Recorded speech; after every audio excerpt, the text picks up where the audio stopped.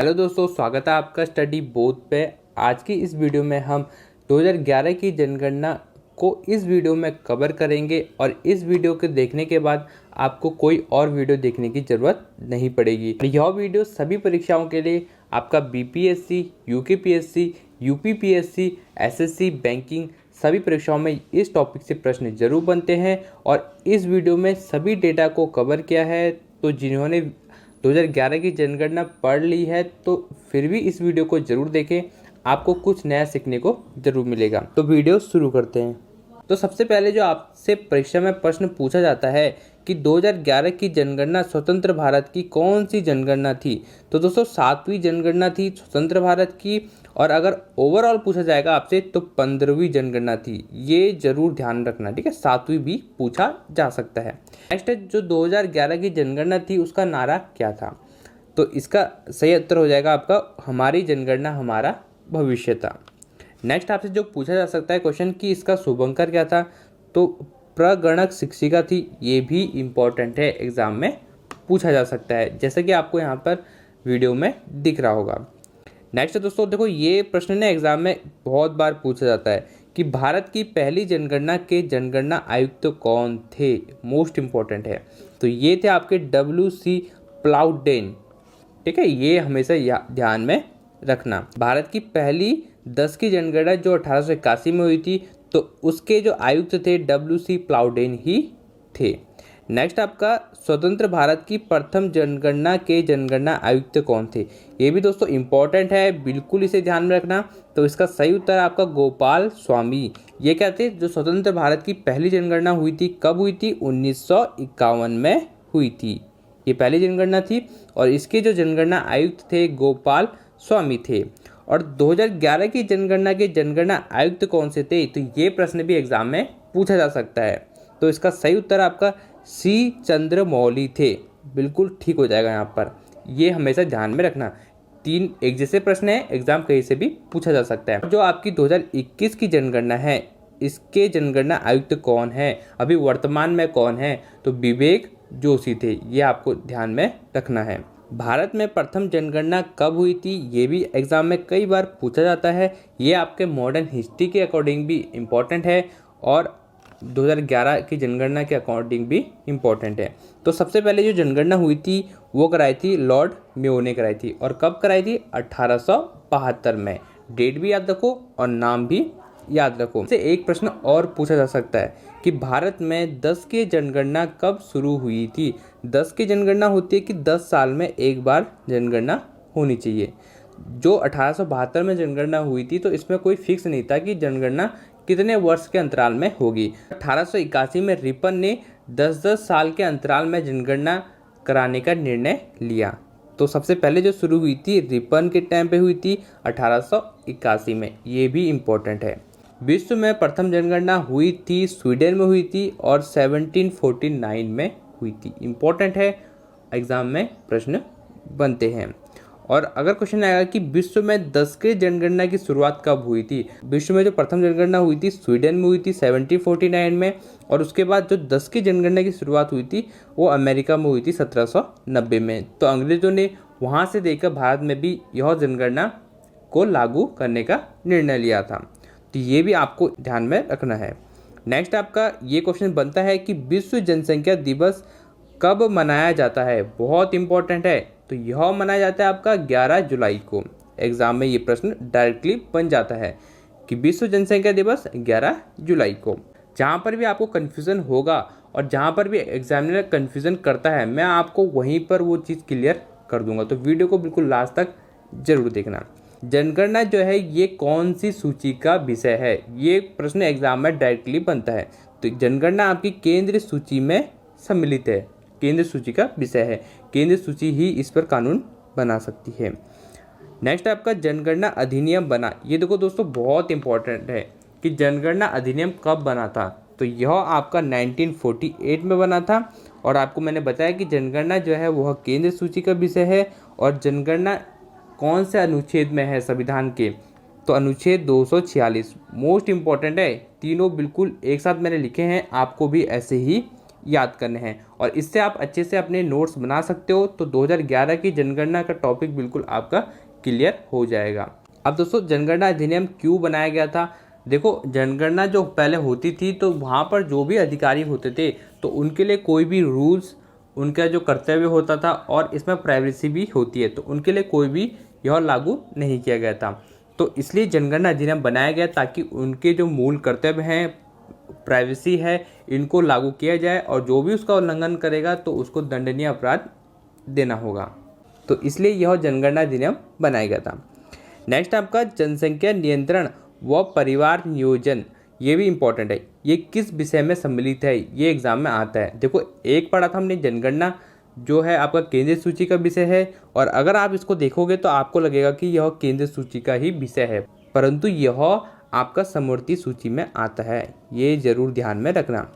जनसंख्या नियंत्रण और परिवार नियोजन आपका समवर्ती सूची का विषय है, ये दोनों एग्जाम में आते हैं। नेक्स्ट आपका नई जनसंख्या नीति कब घोषित की थी, ये भी एग्जाम में पूछा जाता है। तो 15 फरवरी 2000 को जनसंख्या नीति घोषित की थी। मोस्ट इंपॉर्टेंट है, एग्जाम में ये प्रश्न डायरेक्टली बन जाता है। परिवार नियोजन कार्यक्रम लागू करने वाला विश्व का पहला देश कौन सा है? भारत है और 1952 में यह लागू किया गया था।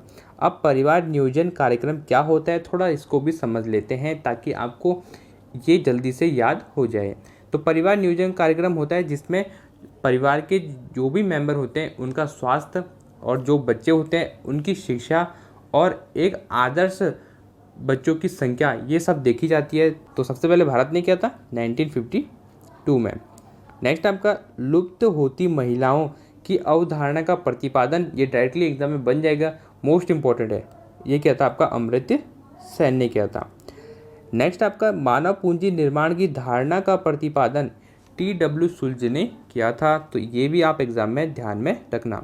आप 2011 की जनगणना पढ़ते हो तो आपको पूरा डेटा नहीं मिल पाता है, तो इसलिए इस वीडियो में मैंने पूरा टॉपिक को अच्छे से कवर किया है, आपको एक भी पॉइंट यहाँ से मिस नहीं होगा। नेक्स्ट आपका राष्ट्रीय जनसंख्या कोष या जनसंख्या स्थिरीकरण कोष का गठन कब हुआ? तो इसका गठन हुआ था आपका 13 फरवरी 2003 को। पूरी डेट इसकी याद रखना, एग्जाम में पूछा जाता है। राष्ट्रीय जनसंख्या कोष या जनसंख्या स्थिरीकरण कोष का गठन हुआ था। नेक्स्ट आपका परिवार नियोजन के लिए प्रयुक्त चिन्ह होता है।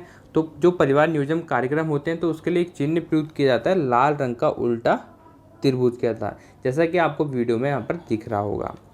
नेक्स्ट आपका 2011 की समय देश में जिलों की संख्या कितनी थी? तो ये एग्जाम में अगर पूछा जाएगा तो उसको ध्यान में रखना, 640 थे।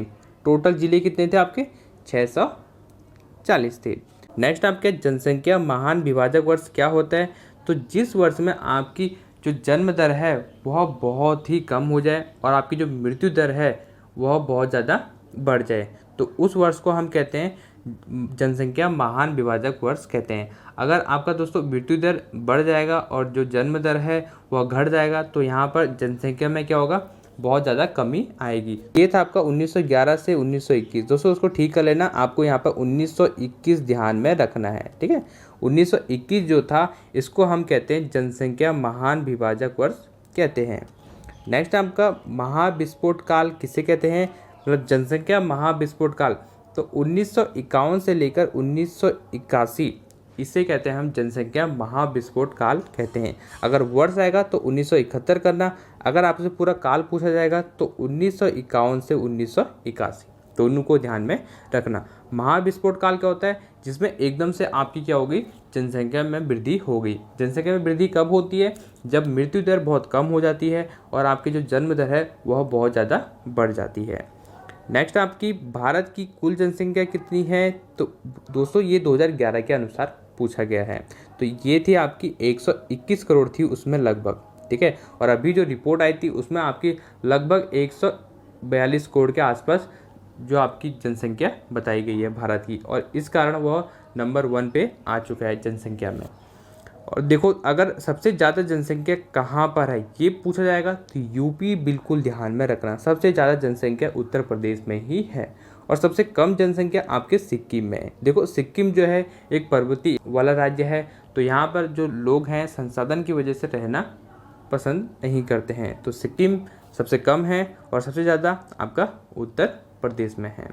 नेक्स्ट आपका सबसे ज़्यादा केंद्र शासित प्रदेश और सबसे कम कहाँ पर होंगे। मैंने इसी तरीके से इसको बनाया है ताकि आपको इजीली एक साथ याद हो जाए। तो सबसे ज़्यादा अगर जनसंख्या देखेंगे केंद्र शासित प्रदेश में तो दिल्ली, आपको ये पता होगा दिल्ली में कितनी ज़्यादा पॉपुलेशन है, वहाँ पर कितनी ज़्यादा भीड़ है। तो सब सीधी सी बात है कि केंद्र शासित प्रदेश में दिल्ली नंबर 1 पे होगा। और सबसे कम कहाँ है, लक्षद्वीप में सबसे कम है। देखो दोस्तों, इसे ऐसे याद रख दो कि हमने जनसंख्या का लक्ष्य रखा था परंतु वह सफल नहीं हो पाए, तो लक्षद्वीप में सबसे कम है भाई, और सबसे ज़्यादा कहाँ है, आपकी दिल्ली में है। अब पढ़ते हैं भारत का लिंगानुपात कितना है। तो भारत का लिंगानुपात 943 है। ये एग्जाम में डायरेक्टली पूछा जाता है, तो 943 बिल्कुल ये नंबर याद रखना। भारत का लिंगानुपात है। लिंगानुपात क्या होता है, 1000 पुरुषों पर महिलाओं की संख्या कितनी है। तो मतलब है कि 943 महिलाओं की संख्या है 1000 पुरुषों पर। और सबसे ज़्यादा और सबसे कम जो लिंगानुपात था वो था आपका केरल में सबसे ज़्यादा था और हरियाणा में सबसे कम था। मैंने एक साथ लिखा है ताकि आपको इजीली ये समझ में आ जाए। केरल में साक्षरता जो दर है वो सबसे ज़्यादा है, वहाँ पर ज़्यादा पढ़े लिखे लोग हैं, तो इसलिए जो वहाँ पर लिंगानुपात है वो भी ज़्यादा ही होगा। तो वहाँ पर जागरूकता ज़्यादा है केरल में, इसलिए वहाँ पर लिंगानुपात भी ज़्यादा है। और आपका जो हरियाणा है, हरियाणा में सबसे कम लिंगानुपात है, मतलब यहाँ पर 1000 पुरुषों में महिलाओं की संख्या बहुत ही कम है।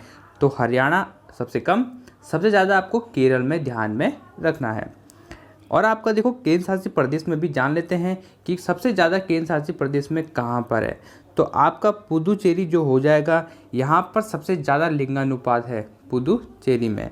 और सबसे कम जो लिंगानुपात है आपका दादर नागर हवेली दमनदीप, ये एक ही है। 26 जनवरी 2020 को दादर नागर हवेली और दमनदीप पहले अलग अलग केंद्र शासित प्रदेश थे, अब इनका एक ही विलय कर दिया गया है, इनका विलय हो चुका है 26 जनवरी 2020 को। ये भी प्रश्न एग्जाम में आ सकता है।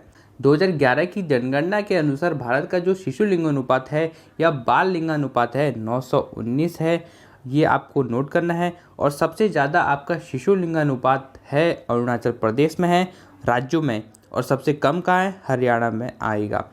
आपसे परीक्षा में प्रश्न इस तरीके से पूछा जाता है कि सबसे ज़्यादा शिशु लिंगानुपात किसका है, राज्यों के नाम दिए होंगे या आपको केंद्र शासित प्रदेश के नाम दिए होंगे। और कभी कभी प्रश्न ऐसा भी पूछा जाता है कि ऑप्शन में आपको राज्य और केंद्र शासित प्रदेश दोनों के नाम दिए होते हैं, तो सबसे ज़्यादा जिसका होगा आप उसको ठीक करके आना। तो अरुणाचल प्रदेश का सबसे ज़्यादा है राज्यों में, और सबसे कम किसका है, हरियाणा का है। इसका लिंगानुपात भी कम है और आपका शिशु लिंगानुपात भी हरियाणा का सबसे कम है। तो इन दोनों को आप ऐसे याद कर सकते हो।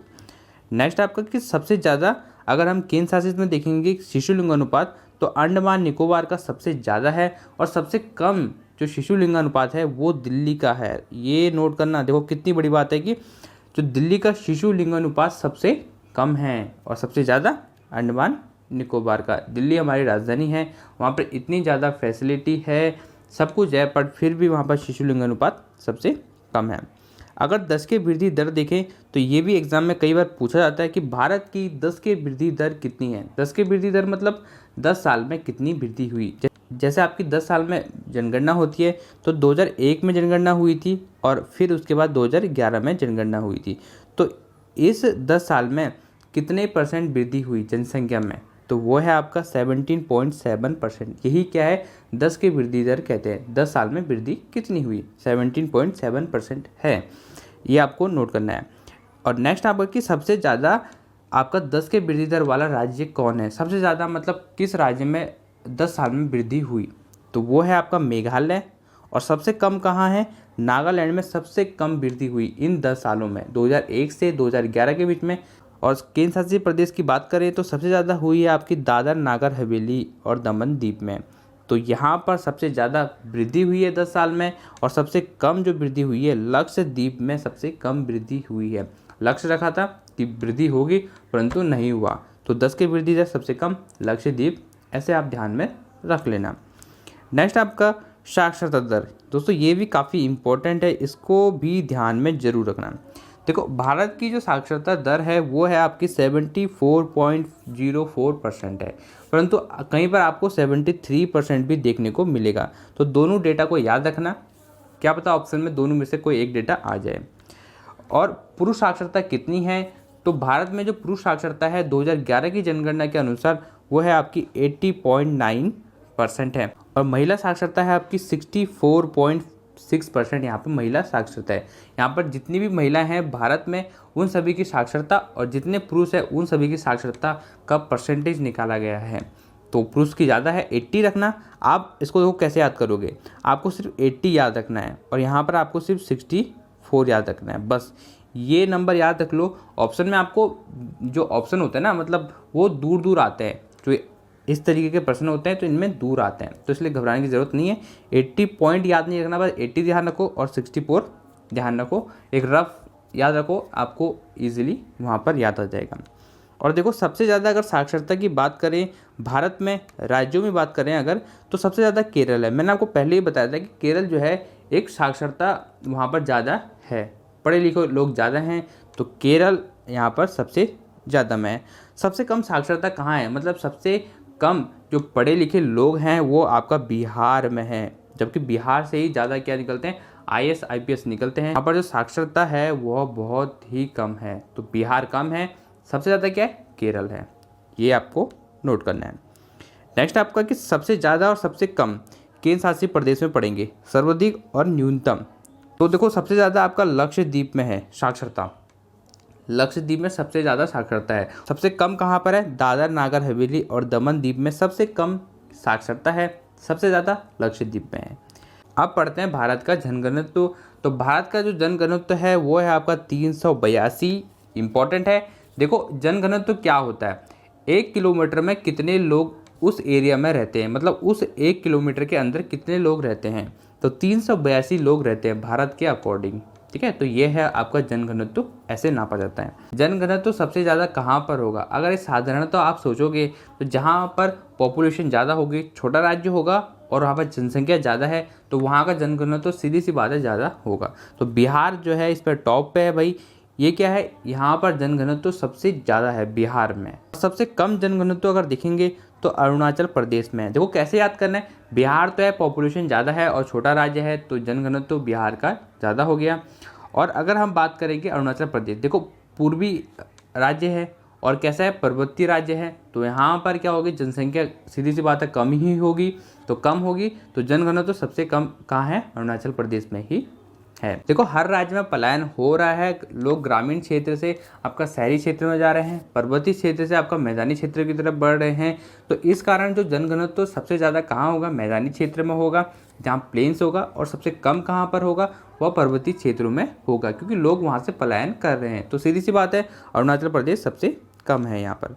अगर हम देखेंगे केंद्र शासित में सबसे ज़्यादा और न्यूनतम कहाँ पर है, तो देखो दिल्ली में सबसे ज़्यादा जनघनत्व है। मैंने आपको बताया था कि दिल्ली में ज़्यादा पॉपुलेशन है और बहुत छोटा सा केंद्र शासित प्रदेश है, तो वहाँ पर पॉपुलेशन ज़्यादा है, तो इसलिए दिल्ली क्या है आपका टॉप पे है। और सबसे कम अगर जनघनत्व देखेंगे तो अंडमान निकोबार में सबसे कम जनघनत्व है, ये आपको ध्यान में रखना है। भारत की जन्म दर है 21.4 है, ठीक है। और सबसे ज़्यादा जो जन्म दर है वो है आपकी बिहार में, सबसे ज़्यादा जन्म दर है। और सबसे कम अगर जन्म दर निकालेंगे ये तो आपका गोवा में आ जाएगा। और अगर हम केंद्र शासित की बात करें तो सबसे ज़्यादा आपका दादर नागर हवेली दमन द्वीप में सबसे ज़्यादा जन्म दर है, सबसे कम है आपका अंडमान निकोबार में सबसे कम जन्म दर है, ये भी आपको नोट करना है। भारत की मृत्यु दर है 40। इसका मतलब यह होता है कि 1000 व्यक्तियों में से एक साल में कितनी मृत्यु हो रही है, ठीक है। एक साल में 1000 व्यक्ति हैं, उनमें से कितनी मृत्यु हो रही है, तो 40 की मृत्यु हो रही है, तो ये आपका मृत्यु दर है।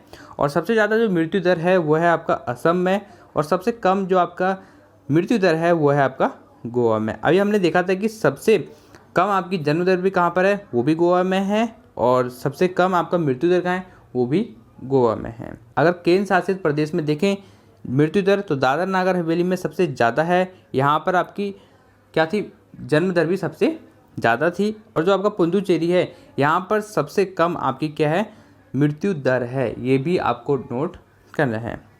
नेक्स्ट है देखो दोस्तों आपका नगरीकरण, ये भी काफ़ी इंपॉर्टेंट है। तो नगरीकरण कितना है भारत का, 31.2% नगरीकरण है 2011 की जनगणना के अनुसार। अगर हम देखेंगे कि ग्रामीण, तो 68.8% आपका क्या है, ग्रामीण है भारत में। सबसे ज़्यादा आपकी ग्रामीण जनसंख्या कहाँ रहती है? हिमाचल प्रदेश में। और सबसे कम कहाँ रहती है? गोवा में रहती है। तो गोवा में ज़्यादा शहरी इलाका है, तो वहाँ पर सीधी सी बात है क्या होगी, न्यूनतम आपकी क्या होगी, ग्रामीण जनसंख्या ही होगी। और अगर इसका उल्टा आएगा ना कि सबसे ज़्यादा नगरीकरण कहाँ पर है, तो गोवा करना, और सबसे कम हिमाचल प्रदेश करना, इसका रिवर्स हो जाएगा। अब यहाँ पर थोड़ा सा अनुसूचित जाति को भी यहाँ पर पढ़ लेते हैं अच्छे से कि उनका डेटा यहाँ पर क्या है 2011 की जनगणना के अनुसार। तो सबसे पहले कि ऐसा प्रश्न पूछा जाएगा कि जो अनुसूचित जाति है कुल जनसंख्या के कितने हैं, तो वह हैं आपके 16.6% यहाँ पर हैं। ये भी आपको यहाँ से अच्छे से देख लेना है, ठीक है। 16.6% कुल जनसंख्या के, जितनी भी भारत की जनसंख्या है उसका 16.6% अनुसूचित जाति के लोग होंगे। मान लो अगर आपके 100 हैं तो उसमें से 16 जो हैं आपके अनुसूचित जाति के लोग हैं, ऐसे निकाला जाता है।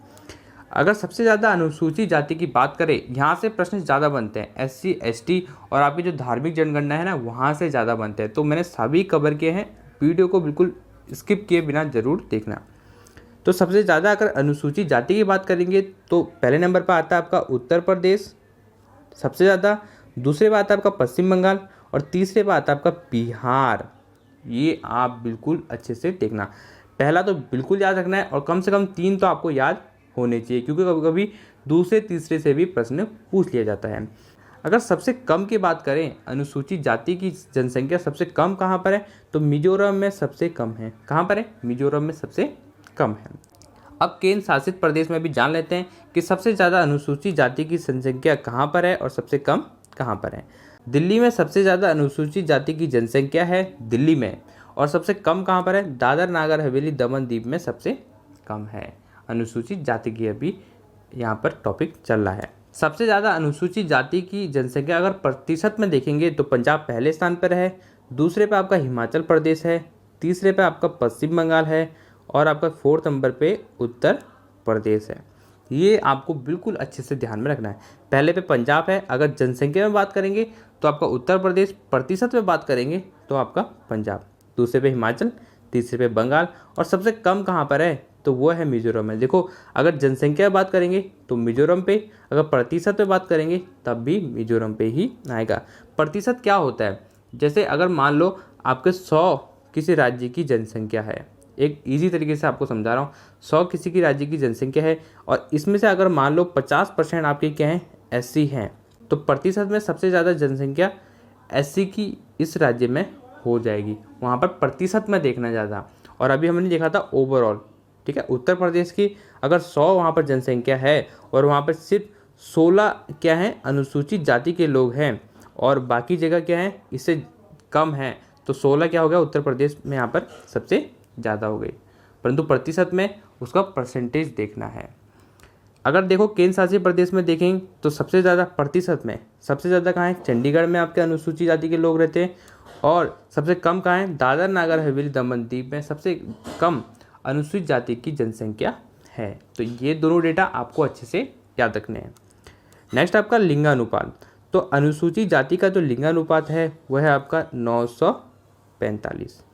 इसको अच्छे से ध्यान में रखना, 945 लिंगानुपात अनुसूचित जाति का है। और अगर ST का पूछेगा, मतलब अनुसूचित जनजाति का, तो वो हो जाएगा आपका 990 यहाँ पर हो जाएगा। ये आपको नोट करना है। और एक जो पॉइंट है ना, यहाँ से मोस्ट इम्पोर्टेंट बनता है कि अनुसूचित जाति की जनसंख्या किस राज्य में नहीं है, जहाँ बिल्कुल भी नहीं है। तो ऐसे आपके 4 राज्य हैं, 2 आपके केंद्र शासित प्रदेश हैं और 2 आपके ऐसे राज्य हैं।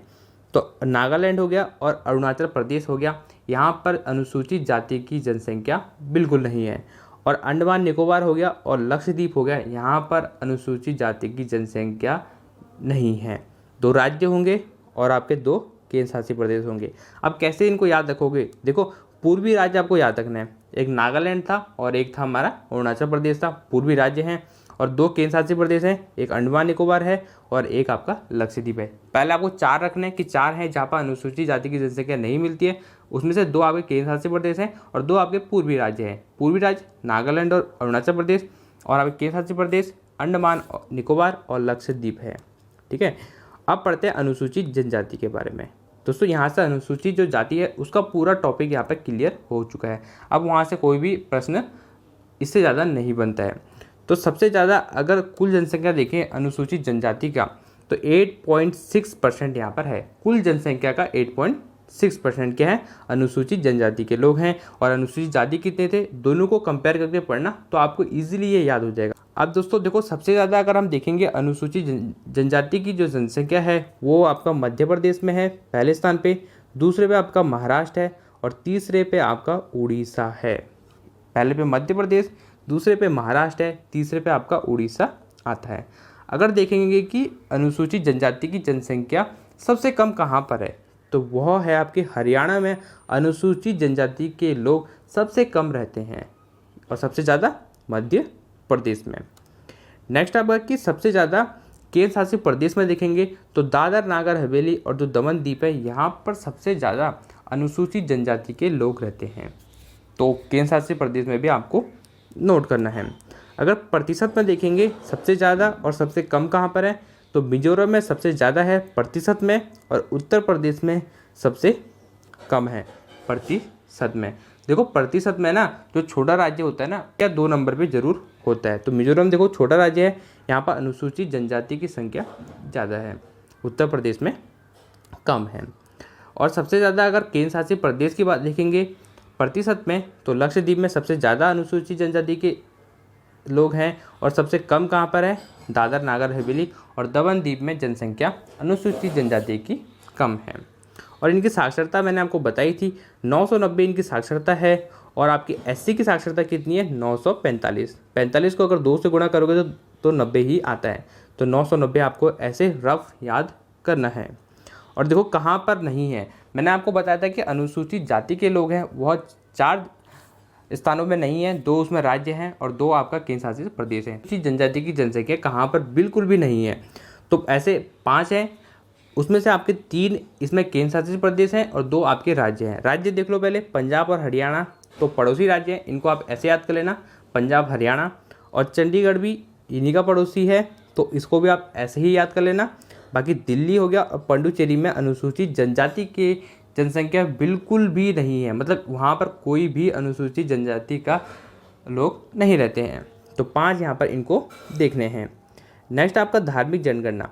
तो धार्मिक जनगणना से प्रश्न बिल्कुल बनते हैं, इनको बिल्कुल भी स्किप मत करना। आई होप दोस्तों वीडियो आपको अच्छी लग रही होगी। अगर आपको वीडियो अच्छी लग रही है तो वीडियो को लाइक कर दें और अपने दोस्तों के साथ मस्ट शेयर करें, क्योंकि वीडियो ना आपके लिए काफ़ी मेहनत से बनाई जाती है, डेटा को कलेक्ट किया जाता है। तो वीडियो को लाइक कर दें, चैनल को सब्सक्राइब कर दें और अपने दोस्तों के साथ इस वीडियो को शेयर जरूर करें। तो भारत में सर्वप्रथम जो धार्मिक जनगणना हुई थी 2001 में हुई थी, मोस्ट इंपॉर्टेंट है, ये बिल्कुल एग्जाम में डायरेक्टली बन सकता है। और भारत में जनसंख्या देखेंगे तो हिंदू सबसे ज़्यादा जनसंख्या है, फिर आपकी मुस्लिम आती है, फिर आपकी ईसाई आती है, फिर आपका सिख आता है और 5th नंबर पे बौद्ध है और 6th नंबर पे आपका जैन है। ये क्रम आपसे बिल्कुल पूछा जाता है तो इसीलिए इसी क्रम में लिखा गया है। सबसे ज़्यादा आपका हिंदू का है और सबसे कम जैन। देखो आप बुद्ध और जैन में ना बिल्कुल यहाँ पर कन्फ्यूज़न करोगे, तो पहले बौद्ध है फिर आपका जैन है, लास्ट में जैन है, तो इसलिए ये ध्यान में रखना। और आपका देखो कुछ यहाँ पर देखो आपको ये लगता होगा कि सिख की ज़्यादा है ईसाई से, परंतु नहीं, ईसाई की जनसंख्या सिख से ज़्यादा है, तो ये इसको दिमाग में रखना। साक्षरता, सबसे ज़्यादा साक्षरता यहाँ पर जैन की है, हिंदू की भी इतनी साक्षरता नहीं है। सबसे ज़्यादा कहाँ पर है, पढ़े लिखे लोग जैन में हैं और सबसे कम मुस्लिम की साक्षरता है, आपको ध्यान में रखना है। सबसे ज़्यादा लिंगानुपात किसका है, तो ईसाई का जो लिंगानुपात है सबसे ज़्यादा है। देखो इनकी जनसंख्या भी कम है तो इनका जो लिंगानुपात है वो ज़्यादा है। और सबसे कम जो लिंगानुपात है सिख का लिंगानुपात कम है, मतलब 1000 पुरुषों पर जो महिलाओं की संख्या सबसे कम किस धर्म में है, तो सिख धर्म में है। सबसे ज़्यादा हिंदू कहाँ रहते हैं, ये एग्ज़ाम में डायरेक्टली प्रश्न बनता है। अभी हाल फिलहाल में यूपीपीएससी के एग्ज़ाम में ऐसे प्रश्न बने थे। तो सबसे ज़्यादा हिंदू आपके हिमाचल प्रदेश में रहते हैं और सबसे कम जो रहते हैं आपका मिजोरम में रहते हैं। तो ये भी आप अच्छे से देखना, ये सबसे कम लिखा है पीछे मैंने और सबसे ज़्यादा आपका लिखा है हिमाचल प्रदेश में लिखा है। अगर बात करें कि सबसे ज़्यादा आपके ईसाई किस राज्य में रहते हैं, तो नागालैंड में आपका सबसे ज़्यादा ईसाई रहते हैं और सबसे कम जो रहते हैं बिहार में ईसाई जो है सबसे कम रहते हैं। सबसे ज़्यादा नागालैंड और सबसे कम बिहार में। नागालैंड एक पूर्वी राज्य है, तो यहाँ पर ईसाइयों की संख्या सबसे ज़्यादा है। अगर बात करेंगे सर्वाधिक सिख कहाँ रहते हैं, तो सर्वाधिक सिख आपको पता होगा पंजाब में ही रहते हैं, आसान सा उत्तर है। और सर्वाधिक बौद्ध जो धर्म के लोग हैं ये कहाँ रहते हैं, तो सिक्किम में, इसको आप याद कर सकते हो। देखो सिक्किम में जो बौद्ध धर्म की मान्यता ज़्यादा है, वहाँ पर ज़्यादा बौद्ध को मानते हैं, तो वहीं पर सबसे ज़्यादा क्या रहते हैं, बौद्ध धर्म के लोग रहते हैं। और सबसे ज़्यादा अगर जैन देखोगे ना, तो महाराष्ट्र, ये नोट करना, देखो इसमें आप कन्फ्यूज़न करोगे, तो महाराष्ट्र में सबसे ज़्यादा जैन धर्म के लोग रहते हैं, वहाँ पर सबसे ज़्यादा जनसंख्या है। तो दोस्तों ये था आज का टॉपिक 2011 की जनगणना। अगर आपको वीडियो अच्छी लगती है तो वीडियो को लाइक कर दे, चैनल को सब्सक्राइब जरूर करें। मिलते हैं नेक्स्ट वीडियो में। अगर आपको किसी और टॉपिक पे चाहिए तो कमेंट बॉक्स में ज़रूर बताएं, और हमारी प्लेलिस्ट में जाके महत्वपूर्ण वीडियो की सीरीज़ है उन्हें भी आप जाके देख सकते हैं। घटना चक्र की MCQ सीरीज भी हमने कवर किया है, तो सभी को आप जाके देख सकते हैं। भारत इस बार G20 की अध्यक्षता कर रहा है, तो वो मोस्ट इम्पॉर्टेंट है। मतलब 2023 में जितनी भी परीक्षा हैं तो उस टॉपिक से प्रश्न जरूर बनेगा G20 से। तो मैंने बहुत अच्छे से उसको कवर किया है। उस वीडियो को देखने के बाद आपको किसी और वीडियो को देखने की ज़रूरत नहीं पड़ेगी, उसका लिंक डिस्क्रिप्शन में है, तो उसे भी जाके आप देख सकते हैं। मिलते हैं नेक्स्ट वीडियो में, तब तक के लिए नमस्कार।